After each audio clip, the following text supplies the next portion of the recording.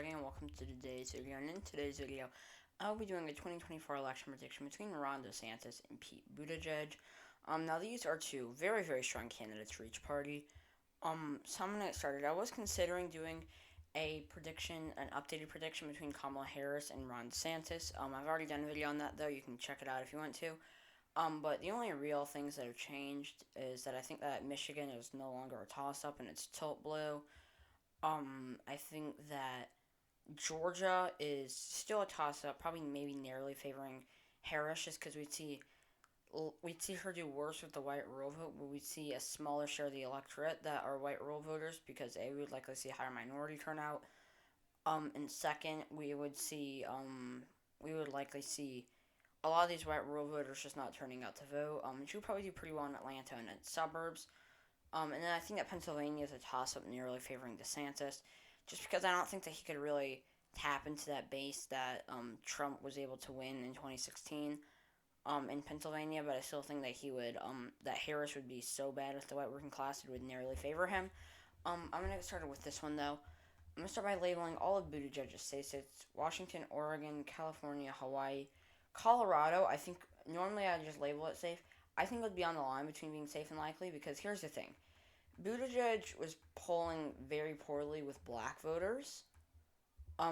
In the Democratic primaries, he was doing very, very poorly with the black vote. So that would generally make you think it correlates to the minority vote as a whole. While DeSantis he did very well with minority voters or with Hispanic and Latino voters or minorities in general. He overperformed Trump with the black vote, but not by a whole lot. But I mean, he underperformed Trump with the Hispanic and Latino vote. He just did really well there as well, similarly to Trump. So you would think that he's similar to Trump with Hispanic and Latino voters. But I mean, if Buttigieg, if he's similar to Trump, and Buttigieg is not a phenomenal candidate for minority voters, I think he would end up being pretty strong. I think that he has this sort of he has this excitingness to him in the sense that he takes the progressivism of Bernie Sanders, the exciting populist progressivism of Bernie Sanders, takes the level-headed, seeming almost very experienced approach of Joe Biden, and puts them together, and I think that would correlate to some excitement, which I think would help raise minority turnout. And I think it would help him honestly do pretty well, especially if he picks like Stacey Abrams as his running mate. Then he's pretty much fine with minority voters. If you were to pick like Roy Cooper, it could be problematic, but I still think he'd do well enough. I think that overall though Buttigieg would still be a fairly decent candidate for the minority vote. Because I mean they had other candidates that they liked better. I'm gonna go label DeSantis as safe states. There are other candidates that they liked better in 2016 or 2020 because I mean looking at a lot of these voters, I mean there were a lot of candidates that were really strong for the black vote. Joe Biden was incredibly strong for the black vote. Bernie Sanders was pretty strong. Kamala Harris had her problems, but she wasn't awful. Elizabeth Warren didn't seem like she was an awful candidate for the black vote. Cory Booker seems like he was probably pretty strong. Whereas Buttigieg just was like average. He's had some problematic history. But once again, Biden did as well, and he still did very well with them. So I do think that it would be, I still think it'd do well. I think that there are a lot of states that would be likely that are normally safe, for DeSantis. But Louisiana and Mississippi would not be any of them because he would be too weak with the black vote. In those states, he wouldn't be awful once again, but he wouldn't be terribly strong enough. Now for Buttigieg's likely states, New Mexico, Virginia, New Hampshire, and Maine. Oh, and Minnesota and Nebraska second. I think that's it. So in New Mexico, he's pretty strong with the working class, and I think he'd once again be pretty average with the Hispanic and Latino vote. It was likely in 2020. I just don't see DeSantis making it safe in or making it lean or any more competitive. I also don't see him making it safe. I don't see him being that weak. In Virginia, I think that Buttigieg once again is pretty average with the black vote, but I think that he would be pretty decent in the suburbs, and there would be lower rural turnout, and Buttigieg would probably do slightly better with the rural vote. New Hampshire, I think he's a pretty strong candidate for the white rural vote, especially the white rural college educated vote, which is also another demographic that I actually think that DeSantis would do well with, at least for a Republican. But I still think that it would be a likely blue state. Nebraska second. DeSantis is a pretty weak suburban candidate. I mean, like, you have people saying that he's a strong suburban candidate, and in theory, yeah, I would say that in theory, DeSantis is a strong suburban candidate. I mean, like, he has Trumpism without Trump. He has this level-headed traditionalism sort of thing to him. But I think that suburban voters see through that, and they see the Trumpism in him. They don't just see a level-headed Trumpist, because yes, they dislike Trump. They don't like Trump, but they also don't like Trumpism. If it was Mitt Romney, he would do well. If it was Mitt Romney with a Trumpist message, I don't think that he would do very well. I mean, like, his establishmentarianism would probably be decent in the suburbs, but I still think that he would not do very well there. And also we can go look at 2026 or 2018. He underperformed Trump in a blue wave, yes, but even if you factor in the wave, and you can determine where Florida was, we can look at the shift, which is overestimating DeSantis, or we could just look at where it more likely was, which is like a R plus 1.5% state. Either way, he performs very similarly to Trump, so I simply don't see him being a phenomenal suburban candidate. He's also not great in urban areas.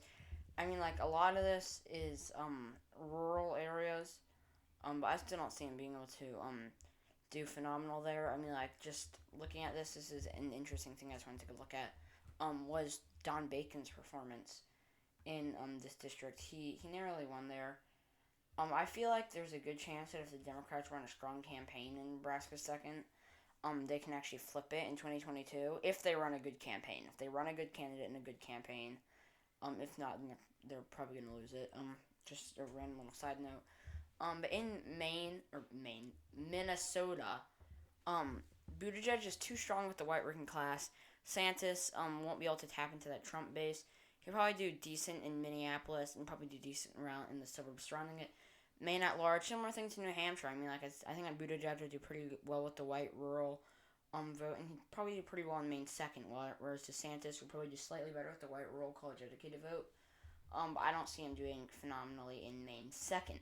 Now, for DeSantis' likely states, Montana, I almost said Minnesota, Montana, Kansas, Missouri, Indiana, South Carolina, and Alaska now. Oh, and Florida. In Montana, DeSantis, I mean, like, he's pretty, I would say he's a decent candidate for the white rural vote, and it could be safe. I mean, like, Montana's a fairly moderate state. It's a, they're not gonna, like, they still voted for Trump by a safe margin, but Buttigieg is, I mean, DeSantis isn't a moderate, he's a Trumpist, yes, but once again, he has this sort of level-headed Trumpist approach. I don't think it's really gonna do, like, a whole lot. But Buttigieg does have this sort of, once again, more moderate, level-headed approach to his policy.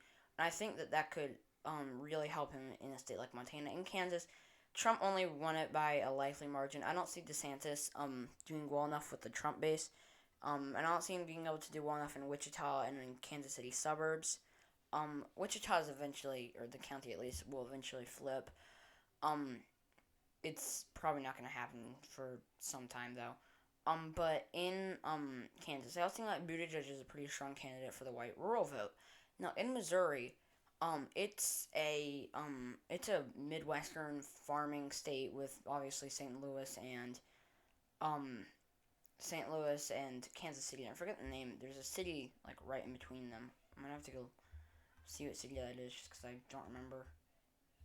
Like Columbia, and then there's a Springfield down there. I thought there was a Springfield there. Columbia's in between it.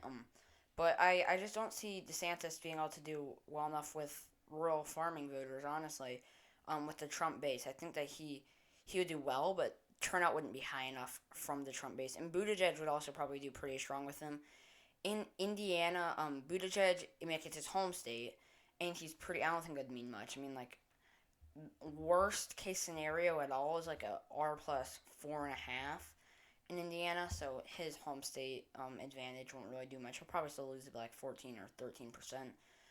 But I think that he's strong with the white working class. He'd probably do pretty decent in Indianapolis. Probably do pretty decent in Gary. He wouldn't win Vigo County. So like Vigo County is not gonna be close anymore. It's at this point a um at this point it's not a it's obviously not a bellwether since Trump won it. But it's not really um a swing county. Honestly, it's a pretty conservative county at this point. But I just don't see DeSantis once again tapping into that 2016 Trump base. Because I don't think he has all that appeal. He has Trumpist appeal, yes, but not nearly as much as he needs to be able to do phenomenally in the Rust Belt. In South Carolina, I mean, like, DeSantis is not amazing with the white rural vote. I mean, like, he's pretty good, but like, it's hard to say whether or not he's good at the white rural vote because I know how I have an idea in my mind of how he would do, but it can't really be like said how he would do, like if he's strong or not, because he's strong in the sense that he would win over a lot of white rural voters, but he's weak in the sense that there would be less white rural turnout. Um, but I also don't see him really doing well enough with black voters in the state. I mean, like, once again, Buttigieg not either, but I mean, like, especially if Buttigieg picks Stacey Abrams as his running mate, I see this being a pretty good race for the Democrats, or a pretty good showing at least for Buttigieg. In Florida, it's DeSantis' home state. He's looking on track to win by a lot, and I don't really see many upsides for Buttigieg. I don't think he would do very well in Miami. He could probably do pretty decent in the suburbs, in Pinellas and Duval counties, but I also don't really. I could see him doing well with older white voters. That's definitely a possibility. It's once again DeSantis' home state. He's not going to lose it. In Alaska, I mean, like, we're seeing more and more Native American turnout. Um, we're seeing it shift to the left. I think that Buttigieg would actually be pretty strong with oil workers in the state, as well as with newer Native American voters that are just turning out. So I do think that Buttigieg would probably only lose it by a likely margin. Now, for Buttigieg's lean states, I am going to give him Nevada, Wisconsin, Michigan, Pennsylvania, and that is it. So in Nevada, and it's hard to tell whether or not this goes in the chill or lean column. I think he's pretty strong with the white rural vote with that working class. He'll also be probably pretty strong in the suburbs. DeSantis, I mean, like, it's commonly, I guess, assumed, or I don't even want to necessarily say commonly assumed. It was just me assuming it, I guess. I mean, I guess I just assumed that everyone assumed this, which is not how life works. But I at least thought that DeSantis was actually a good suburban or a good candidate for Hispanic and Latino vote until I actually looked at this. I mean, like, Trump only lost it by 7%. DeSantis lost it by, where are you? That's 2016. Never mind. I was like, okay. DeSantis, it's like, dang. DeSantis lost it by 10%. So he actually underperformed Trump with Hispanic and Latino vote. So I do think, I mean, like, obviously, I mean, like, well, another thing is, a lot of these voters thought that Biden was a socialist, so they didn't vote for him. But, like, Andrew Gillum was definitely farther to the left than Joe Biden. I don't think that DeSantis is amazing for him. I think he's strong, yes. Amazing, not necessarily. And I don't really think it will be enough to shift the state. I also think that, once again, Buttigieg will probably do well with the white rural vote and probably do pretty well with the working class. In Wisconsin, Michigan, and Pennsylvania, same thing. He'd be strong with the white working class. He'd do very, very well with a lot of these working class voters. He's very, very popular with them. Or I won't say very, very popular with them. His policies are popular with them. Or his progressive policies are popular with them. And he has a sort of moderate take on progressivism, which is strange, I know. But he would do very, very well in the Rust Belt. And I think he would all carry these states by lean margins. Also, he would maybe have trouble in, like, Milwaukee and Philadelphia. I don't see him doing that poorly with minority voters. And I also don't think DeSantis would do that well with them. Now, for DeSantis' lean states, Texas, Iowa, Ohio in second. So in Texas, I don't see DeSantis doing amazing with minority voter or with Hispanic and Latino voters. I don't see him doing amazing in Dallas, or Houston. I was meaning to say Houston, but I also don't see him doing very well in Dallas, or in their suburbs. And like it's shifting to the left, we would also likely see the less rural white turnout. I mean, like, where we're actually seeing, like, I think it was in 2020, it was like Hispanic and Latino voters got like 13% less of the electorate than of their share of the population. So as we see more and more turnout from them, we will likely see it continue to shift to the left. In Iowa, he's not strong enough, DeSantis it is, with the white rural voters. Similar thing as in Missouri. I don't see him doing well enough with the white rural vote. I also see Buttigieg doing really well there. I mean, like, I think that we would likely see decreased turnout, from Trump voters, and I do think we would likely see Buttigieg, do very, very well with a lot of, the white rural vote, because, I mean, like, he's a strong candidate for him. In Ohio, similar thing. I mean, like, I don't think that DeSantis has a whole lot of appeal to the white working class, where Buttigieg does, but it's still a pretty conservative area. Maine second, similar thing, pretty conservative. Buttigieg does have a lot of appeal there, though. Now for Buttigieg's tilt states, I'm going to give him Arizona and Georgia, while DeSantis is going to have, North Carolina. I know this is a 2020 map, not the same margins, but it is the 2020 map. I just think, I mean, this is a likely map for us to see.